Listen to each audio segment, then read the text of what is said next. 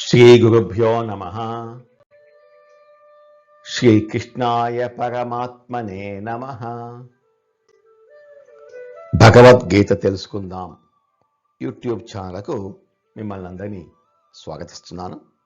మరియు మీరు ఈ ఛానల్ను ఆదరిస్తున్నందుకు మీకు నా నమస్కారం తెలియజేసుకుంటూ భగవద్గీత భక్తి యోగంలో ఈరోజు మనం 3-4 శ్లోకాలను తెలుసుకుందాం.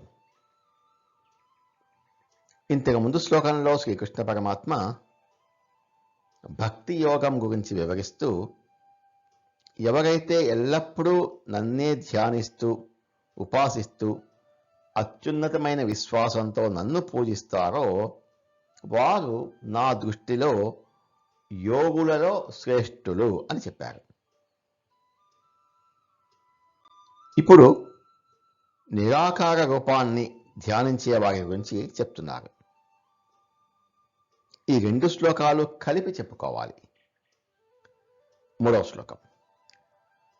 ఏ త్వక్షరమనిర్దేశ్యం అవ్యక్తం పర్యుపాసతే సర్వత్ర గమచింత్యం చ కూటస్థమచలం ధ్రువం. 4వ శ్లోకం.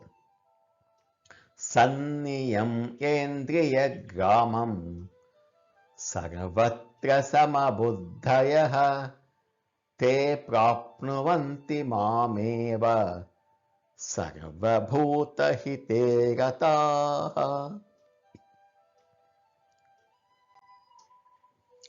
ఈ శ్లోకాలలో పరమాత్మ 2 ముఖ్యమైన విషయాలను వివరించాడు.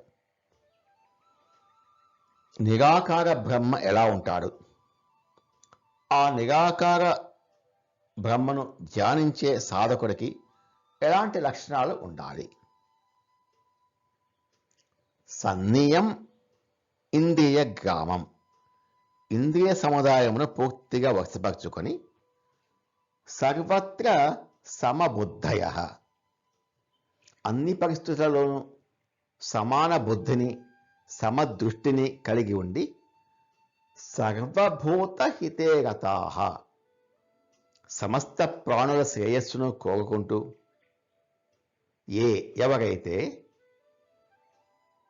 ఈ విధంగా ఉండి నిరాకారాన్ని ధ్యానించే సాధకుడికి ఉండవలసిన లక్షణాలు: ఇంద్రియాలను, ఇంద్రియ సమూహాన్ని నియంత్రించాలి, ఉపసంహరించి సర్వకాలాల యందు ఇష్టము అయిష్టం వీటి గురించి ఆలోచించకుండా సమబుద్ధి కలిగి అన్ని పరిస్థితులలోనూ కష్టమైన సుఖమైన సమదృష్టితో వ్యవహరిస్తూ సర్వభూతాలకు సమస్త ప్రాణులకు హితం చేయాలి అన్న ఆసక్తి కలిగి ఉండాలి. ఇవి సాధకుడికి ఉండవలసిన లక్షణాలు. ఈ లక్షణాలు కలిగిన సాధకుడు ఇప్పుడు చెప్పబోయే లక్షణాలు కలిగిన నిరాకార బ్రహ్మను పర్యుపాసతే, ఏకీభావముతో ఉపాసిస్తారో, అంటే చెదరని చిత్తముతో మనస్సులో నిరాకార బ్రహ్మపై ఇంకొక విషయం పైకి చిత్తమును పోనీయకుండా ఉపాసించడం. నిరాకార బ్రహ్మ యొక్క లక్షణాలు: అక్షరం, నాశనం లేనిది, ఇంపెరిషబుల్. అనిర్దేశ్యం, నిర్వచింపటానికి వీలు లేని స్వరూపం కలవాడు, ఇలా ఉంటాడు అలా ఉంటాడు అని మాటలతో వర్ణించి సూచించటానికి వీలు కానిది, అనిర్దేశ్యం, ఇండెఫైనబుల్. అవ్యక్తం, వ్యక్తం కానిది, మన కళ్ళకు, చెవులకు, ఇంద్రియాలకు గోచరం కానిది, మేనిఫెస్ట్ చేయలేం, అన్మానిఫెస్ట్. సర్వత్రగం, విశ్వమంతటా వ్యాపించి ఉన్న చైతన్యం, అంటే సర్వవ్యాపి, ఓమ్ని ప్రెజెంట్.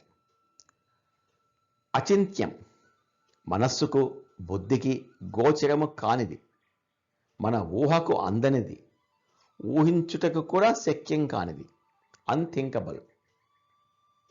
కూటస్థం, నిర్వికారమైనది, ఎల్లప్పుడూ ఒకే స్థితిలో ఉంటుంది, మార్పు లేనిది, స్టడీ. అచలం, చలనం లేనిది, స్థిరమైనది, నిశ్చలముగా ఉండేది. మోషన్లెస్. ధ్రువం, నిత్యమైనది, శాశ్వతమైనది, ఇమ్మూవబుల్.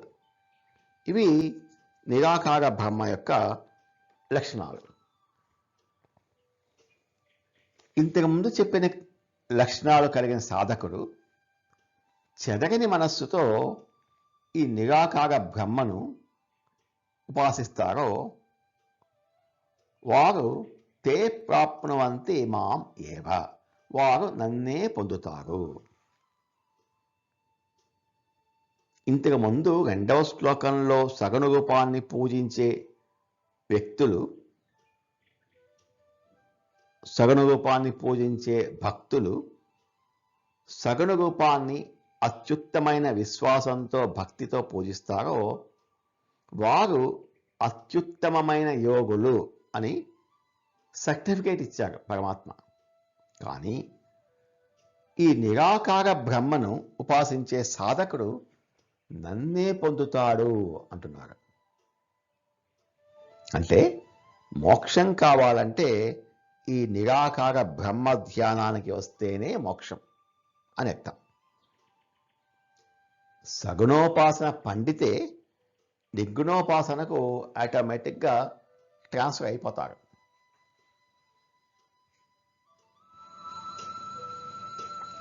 ఏ త్వక్షరమనిర్దేశ్యం అవ్యక్తం పర్యుపాసతే సర్వత్ర గమచింత్యం చ కూటస్థమచలం ధ్రువం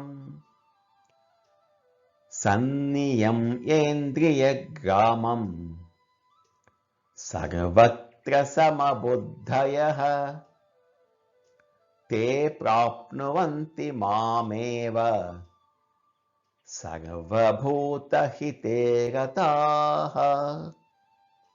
ఎవరైతే తమ ఇంద్రియాలన్నింటినీ పూర్తిగా అదుపులో ఉంచుకొని అన్ని పరిస్థితుల్లోనూ సమానమైన బుద్ధిని, సమదృష్టిని కలిగి ఉండి సమస్త ప్రాణుల శ్రేయస్సును కోరుకుంటూ కంటికి కనిపించనిది, వర్ణించటానికి వీలు లేనిది, అంతటా వ్యాపించి ఉన్నది, ఆలోచనలకు అందనిది, మార్పు లేనిది, కదలనిది మరియు శాశ్వతమైనది అయిన ఆ అక్షర పరబ్రహ్మను, ఆ నిరాకార బ్రహ్మను ఉపాసిస్తారో వారు చివరకు నన్నే పొందుతారు, అంటే మోక్షం పొందుతారు అని అంటున్నారు శ్రీకృష్ణ పరమాత్మ. నమో భగవతే వాసుదేవాయ. ఏతత్ ఫలం శ్రీకృష్ణార్పణమస్తు. స్వస్తి.